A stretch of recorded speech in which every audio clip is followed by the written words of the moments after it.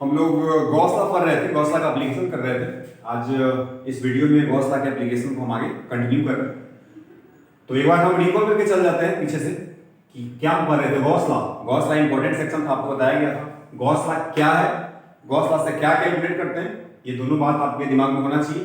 तो Gauss law एक law है, नियम है, जो हमको दो चीज को फाइंड करने में हेल्प करेगा। एक इलेक्ट्रिक फ्लक्स को निकालने में हेल्प करेगा और दूसरा इलेक्ट्रिक फील्ड को निकालने में हेल्प करेगा।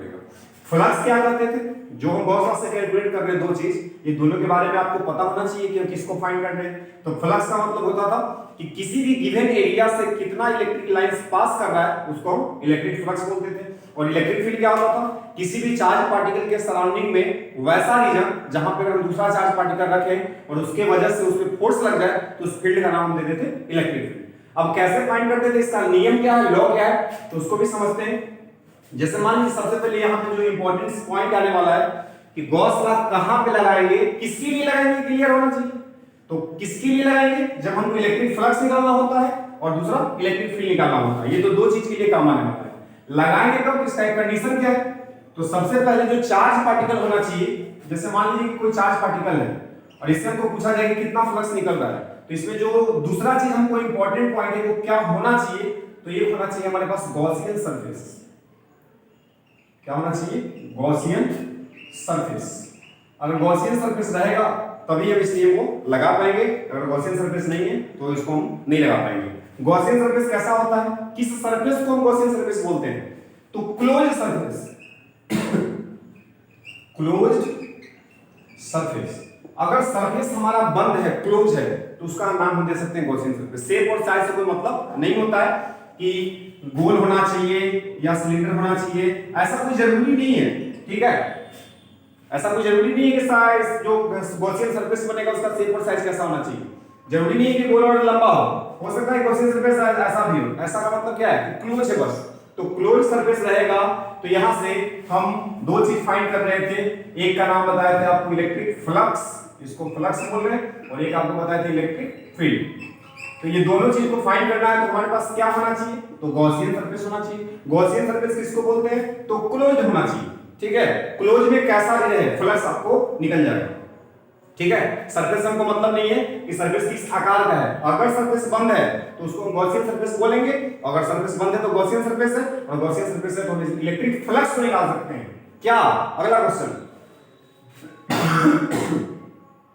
क्या इलेक्ट्रिक फील्ड, क्या इलेक्ट्रिक फील्ड भी हम इस सरफेस से निकाल सकते हैं, तो ध्यान रखिएगा इलेक्ट्रिक फील्ड इससे नहीं निकलेगा। इलेक्ट्रिक फील्ड की कंडीशन में हम पहले वीडियो में बताए थे कि इलेक्ट्रिक फील्ड अगर हम गॉस लॉ से निकाल रहे हैं तो सिमेट्रिक चार्ज डिस्ट्रीब्यूशन होना चाहिए। सिमेट्रिक का मतलब एक जैसा बंटवारा होना चाहिए, ठीक है। जैसे ये गोल ऑब्जेक्ट है तो गोल ऑब्जेक्ट है तो इससे हम काम कर लेंगे, ये सिलिंड्रिकल है तो सिलिंडर से भी काम कर लेंगे। लेकिन ये बताइए रैंडम शेप का है ना, तो हर जगह चार्ज बराबर नहीं बटेगा। इसमें क्या है कि इसमें देखिएगा अगर इसका क्रॉस सेक्शन ले हम, अगर ये सिलिंड्रिकल है आपको दिखने लगेगा एक्चुअली तो मान रहे हैं सब सिमेट्रिक है, इस सिलेंडर सिमेट्रिक कैसे, तो सिलेंडर भी सिमेट्रिक है, इसका जो कट कीजिए तो सब सर्कल के फॉर्म में निकलेगा, निकलेगा कि नहीं। तो सर्कल जो है एक टाइप का आ रहा है ना, जिसको हम सिमेट्रिक बोलते हैं। इसमें दो सरफेस आता है, एक को बोलते हैं सर्कुलर और एक को बोलते हैं लैटरल, दो तरह का आ रहा है, ठीक है। तो ये दोनों को हम सिमेट्रिक बॉडी बोल सकते हैं, इसको सिमेट्रिक बॉडी नहीं बोलेंगे। तो क्या ध्यान में रखना है कि अगर कुल मिला के जो रिजल्ट है वो सुन लीजिए कि गॉस लॉ का प्रयोग हम तब करेंगे जब हमको इलेक्ट्रिक फ्लक्स और इलेक्ट्रिक फील्ड निकालना होगा, ठीक है। फ्लक्स कैसे निकालेंगे, फील्ड कैसे निकालेंगे, दोनों का अलग अलग कंडीशन है। फ्लक्स अगर निकाल रहे हैं तो सरफेस से कोई मतलब नहीं है, मतलब बस इसी से है कि सरफेस बंद होना चाहिए। अगर सरफेस बंद है तो हम किसी का भी फ्लक्स निकाल सकते हैं, ठीक है। लेकिन क्या फील्ड भी के लिए यही कंडीशन है, तो नहीं। फील्ड हम उसी का निकालेंगे उसी ऑब्जेक्ट के वजह से, उसी चार्ज ऑब्जेक्ट की वजह से निकाल पाएंगे जिसका शेप और साइज कैसा हो, सिमेट्रिक हो। अगर सिमेट्रिक नहीं होगा तो फील्ड को कैलकुलेट हम गॉस लॉ से नहीं कर पाएंगे, ठीक है। तो आगे बढ़ते हैं, क्या गॉस लॉ का क्या है, कैसे लगेगा, किसके लिए लगेगा, ये क्लियर हो गया। गॉस लॉ कैसे काम करेगा, अब काम पे आते हैं। इसका स्टेटमेंट क्या है, तो स्टेटमेंट भी सुन लीजिएगा।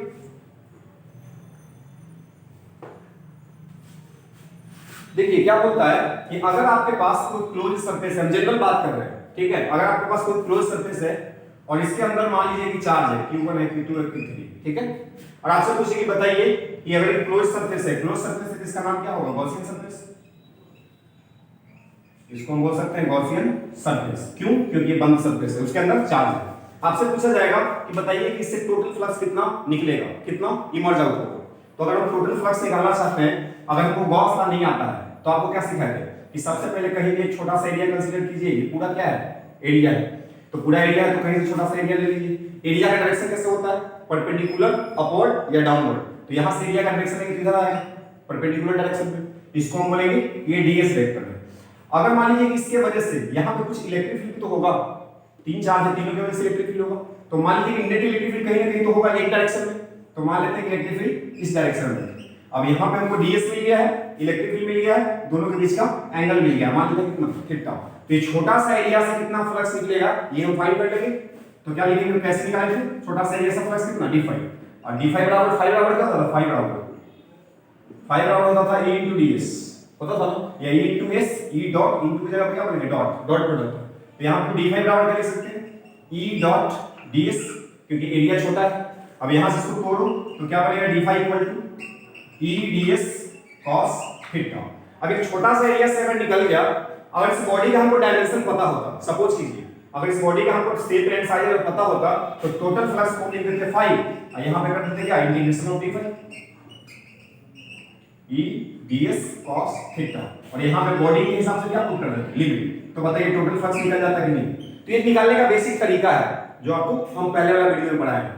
गॉस लॉ बताइए, गॉस लॉ से इसको निकालते हैं। ये क्या गॉस लॉ से है? तो नहीं, ये तो हमारा जनरल मेथड है। गॉस लॉ इसको आसान करेगा। कैसे? ये क्या बोलता है कि अगर आपके पास गॉसियन सरफेस है और इसके अंदर चार्ज है q1 q2 q3 और आपसे कोई पूछे कि बताइए इससे फ्लक्स कितना निकलेगा, तो डायरेक्टली क्या करना कि देखना है कि इसके अंदर में कितना चार्ज है, q1 है, q2 और q3 है, तीनों को जोड़ लीजिए। ठीक है, तीनों को जोड़ लीजिए तो q1 + q2 + q3। हमेशा अंदर में सरफेस के, गॉसियन सरफेस के अंदर में जितना भी चार्ज रहेगा सबको जोड़ लीजिएगा और इसमें गुना कर दीजिएगा किससे? 1/ε से। ये गॉस बता रहा है। क्या बोला कि आपको डायरेक्टली अगर इसका फ्लक्स का वैल्यू चाहिए, अगर नहीं तो डायरेक्टली हमको नहीं निकालना है, तो बेसिक हमारा मेथड है, लेकिन यहाँ पे इसका साइड और शेप पता होना चाहिए। गॉस क्या बोला कि नहीं ऐसा करने का जरूरत नहीं है। आप देखो इस गॉसियन सरफेस में कितना चार्ज है। थोड़ी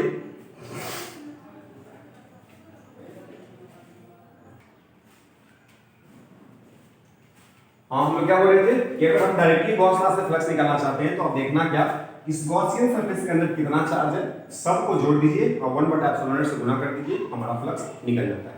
ये हमको गॉस लॉ बताता है। तो बताइए आसान है ना कि डायरेक्टली हमको स्टेटमेंट याद हो कि किसी भी क्लोज सरफेस के अंदर कितना चार्ज है ये हमको अगर पता है तो उसमें बस 1/ε से गुना कर दीजिए, ये वैल्यू निकल जाएगा।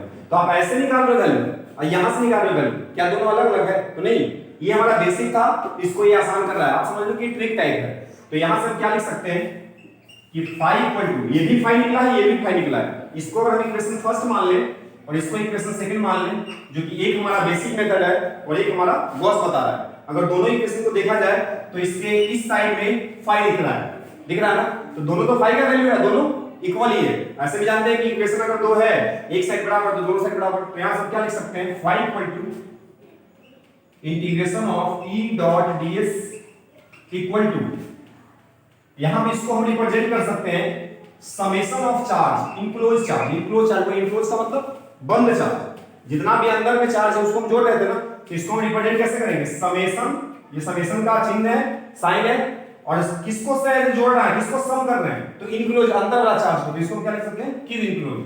तो यहां पे लिखेंगे summation of q enclose divided by epsilon. ये हमारा काम हो गया। यही हमारा गॉस लॉ का फॉर्मूला है। जहां कभी हमको यूज करना है, अगर हमको फ्लक्स निकालना है तो ये वाला को लेंगे और ये वाला को लेंगे। अगर हमको इलेक्ट्रिक फील्ड निकालना है तो इसको लेंगे और इसको लेंगे। क्लियर हो रहा है? फ्लक्स निकालना है तो इसको लीजिए, इसको लीजिए, डायरेक्टली फ्लक्स निकल गया। अगर फील्ड निकालना है तो यहां से लीजिए और यहां से इसको ले लीजिए, यहां से फील्ड निकल जाएगा। कुछ इंपॉर्टेंट ध्यान रखने वाली बात है, यहां पे ध्यान दीजिएगा कि जो इंटीग्रेशन कर रहे हैं इस पे एक क्लोज साइन मानेंगे, गोल यहां पे मानेंगे। ये क्लोज का मतलब होता है कि जो हम इंटीग्रेशन कर रहे हैं वो सरफेस बंद है। तो ये क्लोज इंटीग्रेशन का सिंबल क्या हुआ कि जो हम इंटीग्रेशन कर रहे हैं, जो जोड़ रहे हैं वो बंद सरफेस पे काम कर रहे हैं। दूसरा चीज कि जो इलेक्ट्रिक फील्ड है, कोई आपसे पूछेगा कि क्या ये इलेक्ट्रिक फील्ड इनक्लोज चार्ज का है, इसके वजह से टोटल इलेक्ट्रिक फील्ड है, तो अभी तो हम बोल सकते हैं कि हाँ है। यही पे जो अंदर का चार्ज है वही है, बाहर का तो चार्ज है नहीं। लेकिन आप याद रखिएगा कि अगर बाहर मान लीजिए Q4 है यहाँ पे Q5 है और भी हो सकता है, तो यहाँ पे जो इलेक्ट्रिक फील्ड लेते हैं ना वो नेट इलेक्ट्रिक फील्ड होता है। तो यहाँ पे हम क्या बोल सकते हैं कि जो E है इसी में डैश देके यहाँ पे बोल सकते हैं कि नेट इलेक्ट्रिक फील्ड है, net electric field due to all charges, due to all charges. All charges का मतलब क्या, इलेक्ट्रिक फील्ड अंदर हो या बाहर उस सब की वजह से होगा, लेकिन फ्लक्स केवल और केवल क्या लिखा हुआ है, इनक्लोज चार्ज, बाहर वाला से हमको मतलब नहीं है। ठीक है, फ्लक्स जो निकालेगा अंदर से निकालेगा ना, क्लियर हो रहा है जी। तो इसको ध्यान में रखिएगा। अब इसी पे के बेस्ड हम उसका एप्लीकेशन कर रहे हैं, तो आगे बढ़ते हैं।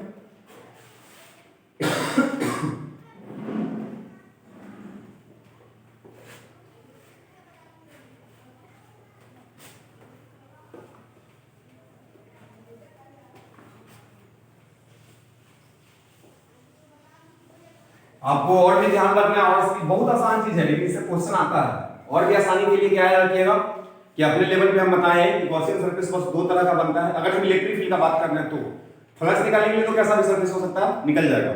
लेकिन अगर आपको इलेक्ट्रिक फील्ड निकालना है तो जो गॉसियन सरफेस बनेगा वो दो टाइप का, एक को बोलते हैं स्फेरिकल और एक को बोलते हैं सिलेंड्रिकल। इसी का नेक्स्ट एग्जांपल है find electric field strength due to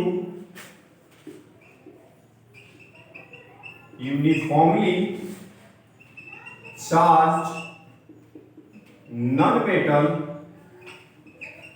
sheet, या जिसको हम इनफाइनाइट शीट बोल सकते हैं, non metal infinite sheet. Gauss law हमको निकालना है, पहले भी हम निकाल चुके हैं। नॉन मेटल इनफाइनाइट शीट का रिजल्ट होता था सिग्मा बाय 2 एप्सिलॉन।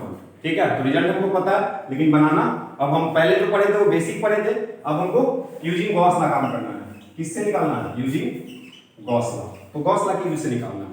तो सबसे पहले शीट को दिखाते हैं। देखिए इसको आप मान लीजिए शीट है, मान लीजिए एक पेज को लेते थे कि थिन शीट है, थिन मोटा नहीं है, थिन है।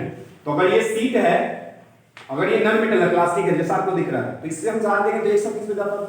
तो यहाँ पे हम शीट दिखाएंगे, शीट का ये वाला, जैसे अगर ये पतला शीट है तो इसका हम क्रॉस सेक्शन ये दिखाते हैं। ठीक है, जैसे ये भी मान लीजिए कि यही पतला है, ठीक है, इसका क्रॉस सेक्शन यही है। तो यहाँ पे हम जो शीट लेंगे वो ऐसे लेते हैं, नेग्लिजिबल क्रॉस सेक्शन मान के चलना है, नेग्लिजिबल है। ये इनफाइनाइट शीट का क्रॉस सेक्शन दिखाया जा रहा है, जिसका जो थिकनेस है, ये थिकनेस है, तो थिकनेस क्या है, बहुत कम है, तो इसको मान सकते हैं क्या है, थिन शीट। अगर ये नॉन मेटल का है तो या तो ये वो अगर लाइन बनाए फिर भी काम चल जाएगा, एक लाइन भी बना सकते हैं। लेकिन अगर इसमें थोड़ा सा थिकनेस दिखा रहा है तो मान रहे हैं कि थिन है, तो इसका चार्ज हो जाएगा वो बीच में जाएगा इस तरह से। ठीक है, अब इसको वॉल्यूम नहीं ले सकते हैं, इसका मतलब वॉल्यूम मत समझिएगा, वॉल्यूम इसका है ही नहीं। नॉन मेटल शीट है, कैसा है, थिन। थिन का मतलब क्या होता है, थिन का मतलब थिन होता है, पतला होता है। तो पतला का मतलब उसमें वॉल्यूम नहीं है। एक कागज के पेज को हम ऐसे दिखा रहे हैं कि देखिए इतना मोटाई इसका है, इतना है, लेकिन मोटाई लेवल ना के बराबर है। तो चार्ज इस सरफेस पे आप मान के चलिएगा, तो चार्ज का डेंसिटी कितना लेंगे, sigma coulomb per metre square, surface charge density. Volume नहीं बता रहे, वॉल्यूम नहीं लेना है, क्यों नहीं लेना है, क्योंकि थिन है, थिन का कोई वॉल्यूम नहीं होगा। अब मान लीजिए कि इसकी वजह से पॉइंट यहाँ पे हो जाए, यहाँ पे हो जाए, कहीं पे हो जाए, आपको निकालना है। तो गॉस लॉ निकालना है, तो सबसे पहला पॉइंट कि गॉसियन सरफेस बनाइए सर। तो गॉसियन सरफेस कैसे बनाए सर, बताइए। दो ही बता रहे, दो से काम होने वाला है, एक स्फेरिकल और एक सिलेंड्रिकल। अब यहाँ पे ध्यान के रखना है, स्फेरिकल लीजिए या सिलेंड्रिकल लीजिए, दोनों में ध्यान आपको रखना है कि जिस पॉइंट पे निकाल रहे हैं यहाँ पे इलेक्ट्रिक फील्ड का वेक्टर, इलेक्ट्रिक फील्ड वेक्टर, और यहाँ पे एरिया वेक्टर, दोनों या तो परपेंडिकुलर होना चाहिए, या तो परपेंडिकुलर होना चाहिए, या तो पैरेलल होना चाहिए। तो दोनों यहाँ पे दिखा सकते हैं, कंडीशन को दिमाग में रख के हमको बनाना है। तो आप बताइए ये दोनों में से कौन बनना चाहिए। अब ये रिकॉर्डेड वीडियो है तो बता नहीं सकते हैं, हम ही बता देते हैं। देखिए यहाँ पे आप इमेजिन कीजिए इस शीट को लेके, इसमें कहीं स्फीयर हम बना सकते हैं क्या, स्फीयर का मतलब होता है गोल, लेकिन हम ये पॉसिबल दिखा सकते हैं कि यहाँ से एक सिलिंड्रिकल आकार का एक सरफेस बनाइए। अब पॉइंट मान लीजिए इस पॉइंट पे है, तो यहाँ से सिलेंडर यहाँ से बना देंगे, सिलिंड्रिकल जिसका गॉसियन सरफेस है। तो इस पॉइंट पे आएगा, मतलब इसके सरफेस पे पॉइंट आएगा, और इसके सरफेस पे पॉइंट आएगा तो पैरेलल और परपेंडिकुलर हो जाएगा। जो स्फेरिकल बोल रहे हैं, स्फेरिकल यहाँ पे पॉसिबल नहीं है। स्फेरिकल का पॉसिबल होता है, देख लीजिए, तो एक पॉइंट चार्ज में दूसरा स्फेरिकल, या स्फीयर बोल सकते हैं, यही दोनों में यूज होगा। अगर आपके पास शीट है या इनफाइनाइट वायर है तो वहां पे आप स्फेरिकल नहीं बनाएंगे। तो यहाँ पे हम कंडीशन के हिसाब से देखेंगे तो क्या हमको दिखा कि यहाँ पे जो सरफेस बनाइए वो इस तरह से बना दीजिए, सिलिंड्रिकल।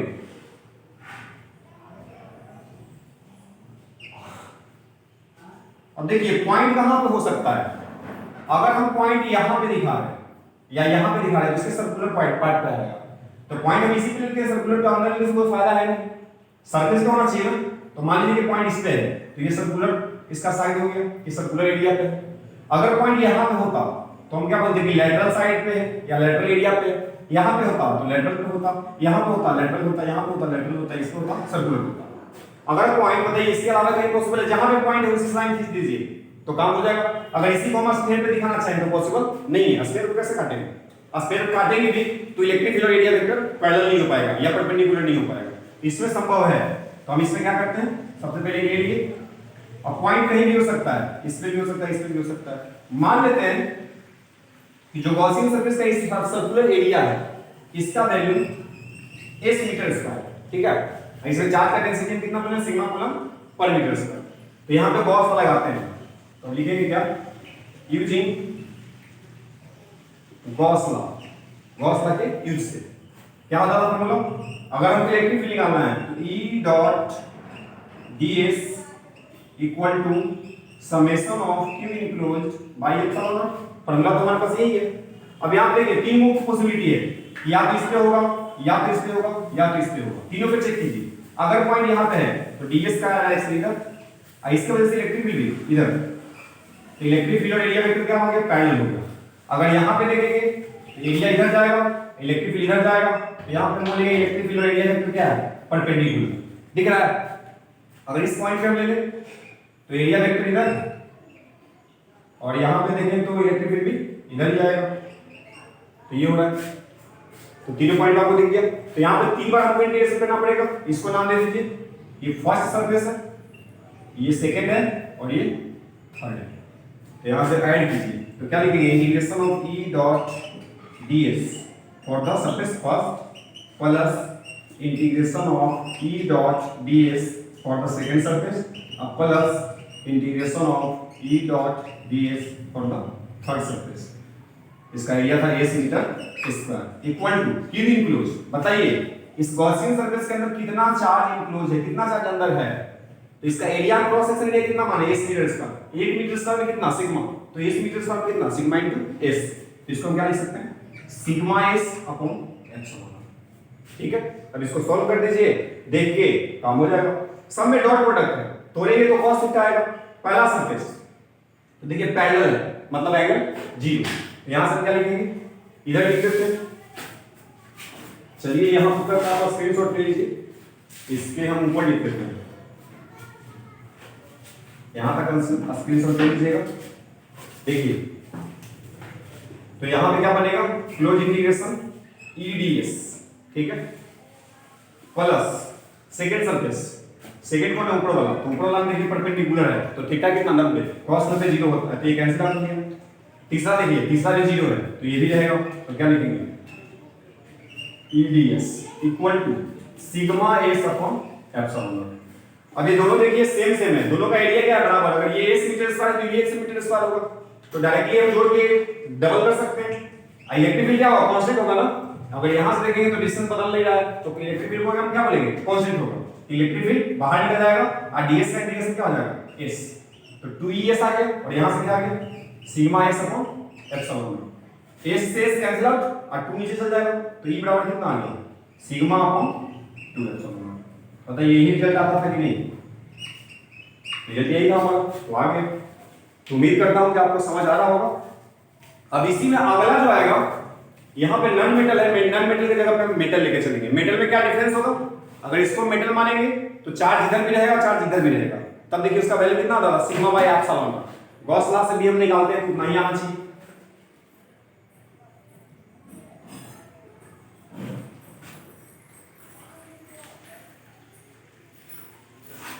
देखिए अगर हम सीट को बोल रहे हैं कि यहाँ पे नॉन मेटल की जगह पे क्या है मेटल, तो अगर मेटल का सीट दिखाएंगे तो चार्ज हमको आउटसाइड दिखाना पड़ेगा, ठीक है, दोनों सरफेस पे होगा।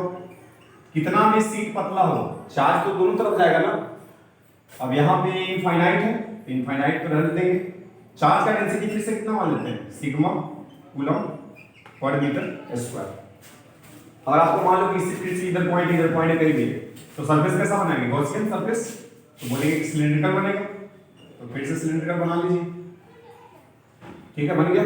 इसका एरिया कितना मान के चले थे, एस मीटर स्क्वायर, तो इसका एरिया कितना होगा, एस मीटर स्क्वायर।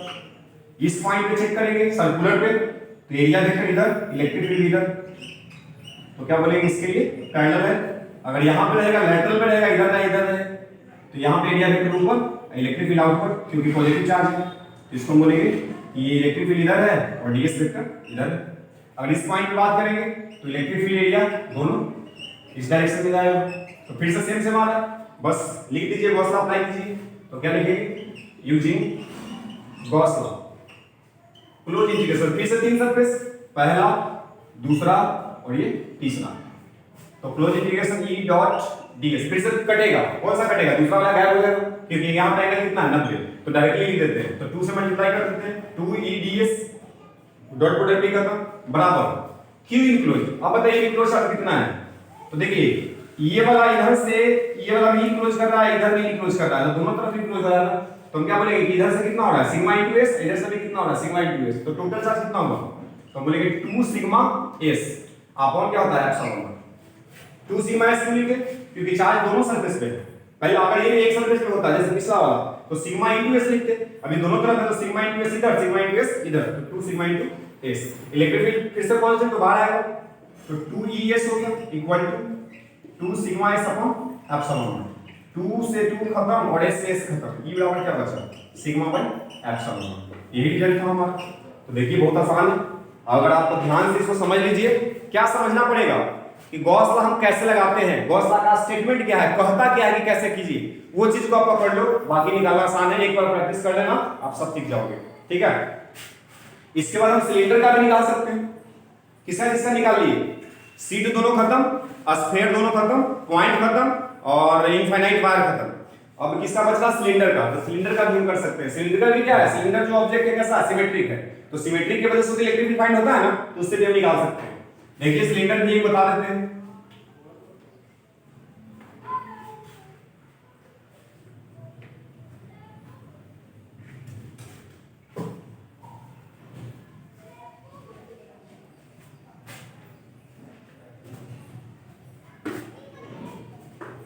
और गॉसियन सरफेस में कुछ कंफ्यूजन होना नहीं चाहिए, दो ही लेना है, आप प्रैक्टिस करोगे फिर भी आइडिया लग जाएगा। अब बता रहे सर स्फेरिकल 3 को के लिए बनेगा, 2 तो स्फेयर में ही बनेगा और 1 पॉइंट के लिए बनेगा, बाकी सब जगह केवल कौन सा बन रहा है सिलिंड्रिकल। तो अभी हम क्या निकालते हैं, find electric field strength due to uniformly charge metal cylinder.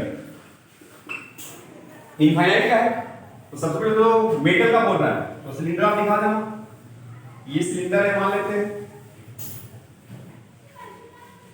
जो इनफाइनाइट लंबाई का है, ये इनफाइनाइट हो गया।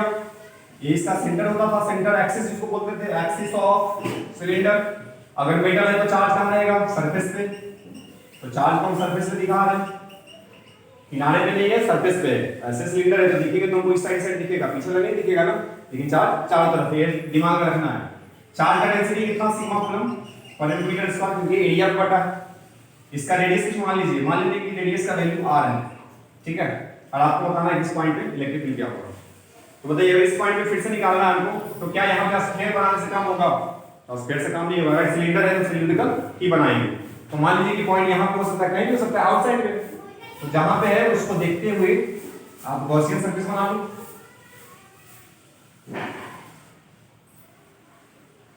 देखिएगा डायग्राम को क्लियर रखना, गॉसियन सरफेस बन गया। गॉसियन सरफेस कैसा दिख रहा है, सिलिंड्रिकल। मान लेते हैं कि जो पॉइंट था वो इसके एक्सिस से कुछ डिस्टेंस पे होगा, कितना डिस्टेंस पे मान लेते हैं x। अब पॉइंट या तो यहां हो सकता है, या तो यहां हो सकता है, या तो यहां हो सकता है, तीनों पॉइंट पॉसिबल है ना। अब जहां पे दे लेंगे अब पॉइंट कहीं भी हो सकता है, बनाएंगे तो इससे सब बन जाएगा। कोई भी पॉइंट का लोकेशन लेना है आप इस तरह से डायग्राम बनाएंगे, ये तीनों सिचुएशन से कहीं ना कहीं तो आएगा ना, तो इससे पॉसिबल हो जाएगा। अगर यहां पे देखें तो इलेक्ट्रिक फील्ड आउटवर्ड और एरिया वेक्टर भी आउटवर्ड, तो इस पॉइंट पे क्या दिख रहा है, एरिया वेक्टर और इलेक्ट्रिक फील्ड पैरेलल है। अगर हम यह वाला पॉइंट को या सरफेस को कंसीडर करें तो एरिया वेक्टर नीचे, इलेक्ट्रिक फील्ड इधर, इलेक्ट्रिक फील्ड इधर है और एरिया वेक्टर इधर है, ये दिख रहा है। अगर ये वाला पॉइंट लेंगे तो इलेक्ट्रिक एरिया वेक्टर ऊपर रहेगा, इलेक्ट्रिक फील्ड इधर रहेगा, तो यहां पे कितना आएगा 90, यहां पे कितना आएगा 90, यहां पे 0 है। अब तीन को सरफेस मान लीजिए, ये पहला है, ये दूसरा है और ये तीसरा है, गॉस लॉ लगा दीजिए, काम हो जाएगा। डायग्राम क्लियर होना चाहिए, ठीक है। तो क्या लिखेंगे यूजिंग गॉस लॉ, तो इंटीग्रेशन डायरेक्टली करिए। देखिए ऊपर और नीचे मतलब पहला और तीसरा के लिए एंगल 90 है, मतलब कैंसिल आउट हो जाएगा, बचेगा कौन, दूसरा। डायरेक्टली हम दूसरा लिखते हैं, तो सेकंड सरफेस के लिए ई ds होगा cos 0 1 हो गया। अब यहां पे क्या बचा, q इनक्लोज, तो बताइए किसके अंदर चार्ज कितना इनक्लोज, ठीक है। तो बताइए इसका रेडियस कितना r, अब चार्ज कहां है, सरफेस पे, तो सबसे पहले एरिया निकाल दीजिए और सरफेस से गुणा कर दीजिए। मान लेते हैं कि जो गॉसियन सरफेस ये इसका लेंथ है, जो गॉसियन सरफेस हम बनाए हैं सिलिंड्रिकल, इसका लेंथ आप सपोज कर लो कि मान लेते हैं l है, तो इसका एरिया कितना होगा, एरिया हम लेंगे, अगर चार्ज भी इसी के सरफेस पे है ना, तो इसका लेंथ हम l लेते हैं, तो लेंथ इसको भी हम l मानेंगे, यहां से सेंटर से लेके यहां। अब इसका एरिया निकालिए, क्या चार्ज का एरिया निकालना है हमको, तो इस गॉसियन सरफेस का एरिया ले, तो नहीं गॉसियन सरफेस का एरिया नहीं लेना है, चार्ज इसके एरिया में जो हमको सिलेंडर गिवन था, तो वहां से एरिया निकालेंगे तो क्या आएगा, पाई 2 pi r into l into sigma. देखिए l लंबाई में हमको चार्ज निकालना है, l लंबाई का हम पहले क्या निकालिए, एरिया, तो 2 पाई r इसका सरकमफेरेंस है, l कितना लेंगे, लेंथ, ये यहां से सेंटर से लेके इसके सेंटर तक लेंथ कितना लेके चल रहे हैं, l, तो 2 pi r into l area हो गया। ये मीटर स्क्वायर कितना, सिग्मा, तो इनटू सिग्मा, तो यहां पर वैल्यू क्या लिखेंगे, बराबर 2 pi r into l into sigma upon epsilon. काम हो गया। इसको से इलेक्ट्रिक फील्ड फिर से बाहर से बैटरी कर दो, और ds का होता है s, तो क्या लिखेंगे 2 pi r l sigma upon epsilon s। अब बताइए s का मतलब सरफेस एरिया है, तो गॉसियन सरफेस का एरिया, तो सरफेस का एरिया कितना लेंगे, 2 एरिया यहां पे नीचे ही कर देते हैं, ऊपर में 2 pi r l into sigma upon epsilon. s नीचे आएगा, s का वैल्यू पुट कीजिए। तो इस गॉसियन सरफेस का हमको सरफेस एरिया चाहिए, तो एरिया कितना आ जाएगा, डिस्टेंस कितना है, रेडियस r है, x है, तो लिखेंगे क्या 2 पाई x, 2 पाई x सरकमफेरेंस हो गया, i इनटू लेंथ कितना लेंगे, l इनटू l हो गया, l से कैंसिल आउट, पाई से पाई कैंसिल आउट, 2 से 2 कैंसिल आउट, कितना आया sigma r upon epsilon x। आप मिलाइए रिजल्ट को, रिजल्ट आपको यही मिलेगा, ठीक है। तो आसान है बिल्कुल, गॉसियन सरफेस को पकड़ लो, काम हो जाएगा। अगला 3 पॉइंट में निकाले थे, अगर ये पॉइंट यहां ना होके मान लीजिए कि पॉइंट से सरफेस पे होता, तो अगर इस पॉइंट पे सरफेस पे पॉइंट है, तो इसके लिए गॉसियन सरफेस यही काम कर जाएगा। इस गॉसियन सरफेस का नाम हम m देते हैं कि गॉसियन सरफेस किसके लिए, गॉस का m के लिए। अभी जो ओरिजिनल दिया गया था सिलेंडर, इसी पे पॉइंट है, तो गॉसियन सरफेस यही बनेगा, इसका नाम देते हैं हम n, ठीक है। n क्या लिख रहे हैं, इस सरफेस का नाम, तो अब क्या लिखेंगे, using Gauss law, using Gauss law for n के लिए यूज कर रहे हैं, तो फिर से वही ना आएगा, इसमें भी 3 सरफेस, ये पहला होगा, ये दूसरा होगा और ये तीसरा होगा। ए लेंथ का ले लेंगे, जो लेंथ यहां पे लिए थे ए लेंथ अभी भी ले लेंगे, तो यहां से क्या लेंगे ई ds, दो तो कैंसिल आउट, पहला तीसरा कैंसिल हो गया, बचेगा कौन, लैटरल वाला, तो ई ds इक्वल टू यहां पे क्या लिखेंगे, q इनक्लोज, q इनक्लोज जो पहले था अभी भी वही है, कितना था 2 pi r into l into sigma upon epsilon. यहां से बाहर निकलेगा, ds का integration s 2 pi r l into sigma upon epsilon, s नीचे जाएगा। अब बताइए कि अगर गॉसियन सरफेस आता है, ये है n वाला, n का मतलब जो ओरिजिनल दिया था, तो इसका सरफेस एरिया कितना होगा, ये वाला का, छोटा वाला का, तो इसका सरफेस एरिया हम क्या लिखेंगे कि 2 पाई, नीचे लिखना है ना, तो इसको नीचे लिख देते हैं 2 pi r l into sigma upon epsilon naught i into s का वैल्यू लिखिए, तो s का वैल्यू होगा 2 pi r i into l। अब यहां से 2 पाई r l सब कैंसिल आउट हो, क्या बचा sigma by epsilon. Result check कीजिए, क्या यही था, तो यही होगा। अब देखिए इसका लास्ट आउटसाइड हो गया, सरफेस पे हो गया, अब आउटसाइड पॉइंट को देखिएगा, सॉरी आउटसाइड इनसाइड ना, आउटसाइड हो गया, सरफेस हो गया, इनसाइड। अगर यहाँ पे पॉइंट हो तो यहाँ पे फिर से हम क्या करेंगे, एक छोटा सा कॉसिन सरफेस बनाएंगे। देखिए सिलिंड्रिकल बन गया। अब फिर से वही काम, ये पहला सरफेस, ये दूसरा सरफेस और ये तीसरा सरफेस, काम वही होने वाला है। तो डायरेक्टली क्या लिखेंगे, यूजिंग गॉस लॉ, इसका नाम दे देते हैं ओ, इस सरफेस का अंदर वाला नाम क्या है, O, using Gauss law for surface O. तीन को सरफेस से पहला दूसरा तीसरा, पहला तीसरा कैंसिल आउट, बचेगा दूसरा, तो क्या लिखेंगे, close integration E ds equal to q enclose by epsilon. अब बताइए कि जो अंदर वाला जो सिलेंडर हम बना रहे हैं, क्या इसके अंदर कोई चार्ज है, तो चार्ज इसका सरफेस पे था ना जी, तो अंदर में चार्ज है नहीं, तो हम q इनक्लोज कितना बोल देंगे, 0, और 0 बाय एप्सिलॉन। इसका मतलब यहां से इसको सॉल्व करेंगे तो es आएगा और यहां से वैल्यू 0 आ रहा है। अब बताइए अगर दो चीज का प्रोडक्ट 0 है तो या तो e 0 होगा, या तो s 0 होगा, या तो दोनों 0 होगा। तो आप सोचिए s जो है, s क्या ये एरिया है ना जी, तो s एरिया है, तो एरिया कभी 0 होता है, ये सिलेंडर नहीं है, इसका एरिया कभी 0 हो सकता है, तो बोलेंगे एरिया 0 संभव नहीं है, तो कौन संभव है, इलेक्ट्रिक फील्ड। तुम क्या बोलेंगे, इलेक्ट्रिक फील्ड क्या होगा, 0। अब बताइए डायरेक्टली कर देते ना कि मेटल बॉडी के अंदर इलेक्ट्रिक फील्ड क्या होगा, 0 आ रहा है। तो सब रिजल्ट आपका वैलिड है, आप इसको देखिए अच्छे से और कॉपी में प्रैक्टिस कीजिए, आप सीख सकते हैं। ठीक है, थैंक यू।